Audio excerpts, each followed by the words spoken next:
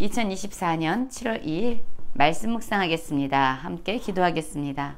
하나님, 이 시대에 꼭 필요한 하나님의 말씀이 선포되어지고 지켜지고 보호하는 일에 저희가 사용되게 하여 주시옵소서.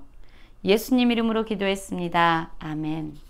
오늘의 말씀은 예레미야 26장 16절부터 24절까지의 말씀입니다. 말씀을 함께 살펴보시기 전에 개인적으로 말씀을 꼭 읽으시고 묵상하는 시간 가지시기 바랍니다. 26장 16절입니다. 고관들과 모든 백성이 제사장들과 선지자들에게 이르되 이 사람이 우리 하나님 여호와의 이름으로 우리에게 말하였으니 죽일 만한 이유가 없느니라 라는 말씀으로 시작하고 있습니다. 예레미야가 예루살렘의 성전이 무너질 것이다. 그렇기 때문에 하나님께로 회개하고 돌아와라 라는 말씀을 전했지요. 그러자 제사장들과 거짓 선지자들은 예레미야를 죽이려고 그를 위협했습니다. 그러나 모두가 그런 것은 아니었어요. 고관들과 백성이 이렇게 말하는 겁니다. 여호와 하나님의 이름으로 우리에게 말하였다. 그렇기 때문에 예레미야를 죽일 만한 이유가 없다라고 말한 겁니다. 그렇습니다. 이들이 예레미야를 죽일 만한 이유가 없다라고 말한 것은 바로 예레미야가 우리의 감정을 얼마나 상하게 했느냐, 우리가 얼마나 듣기 싫은 이야기를 그가 많이 했는가의 기준을 삼지 아니하고 그가 여호와의 이름으로 말하였는가 아닌가를 기준으로 삼았던 거죠. 고관들과 백성들이 예레미야의 말을 또한 예레미야를 보호한 것입니다. 그러자 그들뿐만 아니라 그 지방의 장로 중 몇 사람도 일어나서 백성이 온 회중에게 말하는 겁니다. 유다의 왕 히스기야 시대의 모레셋 사람 미가가 유다의 모든 백성에게 예언하여 이르되 만군의 여호와께서 이와 같이 말씀하셨느니라. 시온은 바깥이 경작지가 될 것이며 예루살렘은 돌무더기가 되며 이 성전에 사는 산당의 숲과 같이 되리라 하였으나 유다 왕 히스기야와 모든 유다가 그를 죽였느냐? 히스기야가 여호와를 두려워하여 여호와께 간구하며 여호와께서 그들에게 선언한 재앙에 대하여 뜻을 돌이키지 아니하셨느냐? 우리가 이같이 하면 우리의 생명을 스스로 심히 해롭게 하는 것이니라. 그렇습니다. 예레미야에 선포된 말씀을 듣고 또한 그 이전에 예레미야와 같이 동일하게 예루살렘을 향하여 재앙을 선포했던 선지자가 있었다라고 미가를 떠올린 것입니다. 모레셋 사람 미가 역시 예레미야가 오늘날 유다 백성에게 한 예언을 동일하게 했던 거죠. 그런데 이때 사람들의 반응이 어떠했냐면요. 이 모레셋 사람 미가가 사역했을 때의 왕이 히스기야였어요. 히스기야가 예루살렘을 향해서 성전을 향해서 하는 예언의 말씀을 듣고 그가 여호와를 두려워했다라고 얘기합니다. 그래서 하나님께 간구한 거죠. 그들의 마음이 돌아선 겁니다. 그들의 마음이 회개하고 겸손함으로 하나님 앞에 겸비된 거예요. 그러자 예루살렘과 성전 가운데 재앙을 선포했던 하나님께서 뜻을 돌이켜셔서 그들에게 은혜를 베풀어 주셨습니다. 지방의 장로 몇 사람이 바로 이 일을 떠올리게 하면서 예레미야의 말을 우리는 듣고 여호와를 두려워함으로 우리 역시 하나님께 돌아가야 된다라고 사람들을 도전하고 있는 겁니다. 예레미야를 죽인다면 그것은 오히려 우리를 해롭게 하는 것이다.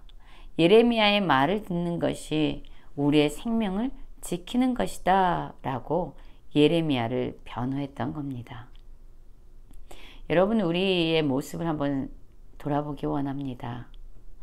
만약에 하나님의 말씀을 선포하는데 우리의 마음에 합하지 않은, 우리의 귀에 듣고 싶지 않은, 우리가 달가워하지 않은 그런 말이 선포됐다라고 생각해 봅시다. 축복이 아니라 재앙이 선포된 거예요. 인정이 아니라 오히려 꾸지람이 선포된 것입니다. 그럴 때 우리의 마음은 어떻습니까? 그 말씀에 우리의 삶을 비추어 보면서 겸비하고 겸손한 심령으로, 하나님을 경외하고 두려워하는 심령으로 돌아서는 그러한 모습이 우리에게 있습니까? 쓰디쓴 말이었고 듣기 싫은 말이었지만 예레미야의 입술을 통해서 하나님의 말씀이 선포된 것이다 라고 믿었던 사람들은요, 예레미야를 변호하고 그를 보호하게 됩니다. 그런데 그와 다른 사람들이 있었습니다. 동일하게 여호와의 이름으로 예언한 사람이 있었어요. 기럇 여아림 스마야의 아들 우리아라는 사람이요, 예레미야와 같이 예루살렘 성에, 그리고 그 성전에 하나님의 재앙이 임할 것이다 라고 동일한 말씀으로 예언을 했습니다. 근데 이 우리아가 사역할 때의 왕이 누구였냐면요, 여호야김이었습니다. 이 여호야김과 백성들이요, 우리아의 말을 들은 거지요. 우리아의 입술을 통해서 선포된 하나님의 재앙의 말씀을 들었습니다. 그 말을 듣고서 여호야김 왕이 어떻게 했냐면요, 그를 죽이려 했습니다. 우리아를 죽이려고 했고, 그 결과 우리아는 자기를 죽이는 그 죽음의 위협 앞에서 두려워서 애굽으로 도망하게 됩니다. 근데 여호야김은요, 거기서 멈추지 않습니다. 애굽으로 우리아가 도망갔음에도 불구하고 여호야김 왕은요, 사람을 보내서 악볼의 아들 엘리야단과 몇 사람을 함께 애굽에 보내서요, 우리아를 애굽에서 잡아온 거예요. 그리고 여호야김 왕에게 그를 데려오게 되죠. 그리고 왕이 칼로 우리아를 마침내 죽이고 그의 시체를 평민의 묘지에 던지게 됩니다. 하나님의 말씀이 우리아의 입술을 통해서 선포됐는데 그 말씀이 자기의 감정을 상하게 하고 기분을 나쁘게 하고 자기가 듣기 원하는 축복이 아니라, 인정이 아니라 재앙과 저주가 선포되었을 때 여호야김은 끝까지 우리아를 찾아내서 그를 칼로 죽이고 그의 시체를 평민의 묘지에 던지게 된 거죠. 여러분, 혹시 우리에게도 이러한 모습은 없습니까? 우리가 원하지 않는 말이 선포될 때에 우리 역시 그 말을 전해주는 사람들을 미워하고 정죄하고 끝까지 괴롭히고 그를 박해하는 그러한 모습이 없습니까? 히스기야 왕과 여호야김 왕의 모습은 너무나도 달랐습니다. 그 왕의 모습이 다르자 하나님의 말씀을 선포한 선지자들의 운명 역시 달라지게 된 것이죠. 예레미야도 사실 이러한 위협 앞에 서 있습니다. 죽음의 위협이죠. 그러나 고관들과 백성들, 그리고 지방의 장로들 몇 사람은 예레미야를 보호했고 변호했습니다.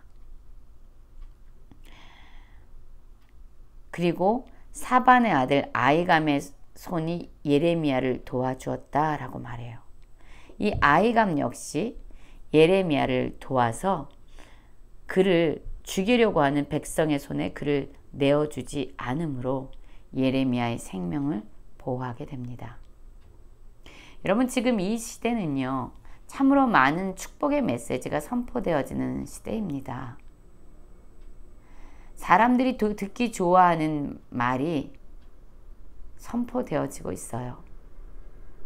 반면에 우리의 죄를 드러내고 우리에게 하나님의 엄중한 경고의 메시지가 선포될 때에 많은 사람들은 귀를 닫고 오히려 그러한 메시지를 전하는 자들을 향해서 비난하고 정죄하고 미워하고 대적하게 됩니다.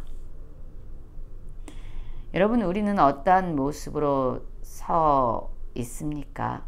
이 시대에 꼭 필요한 하나님의 진리의 말씀을 선포하는 그러한 목소리들을 보호하고 그들을 지키고, 또한 우리 역시 하나님의 진리의 말씀을 이 땅에 전하고 있습니까? 예레미야처럼 어떠한 위험 앞에서도 하나님의 말씀을 전하기 원하고요. 또한 히스기야 왕처럼 하나님의 말씀이 선포될 때에 하나님을 경외하고 두려워함으로 하나님께 돌아서는, 그래서 생명을 보존하는 그러한 지혜로운 모든 성도님들이 되시길 간절히 기도합니다.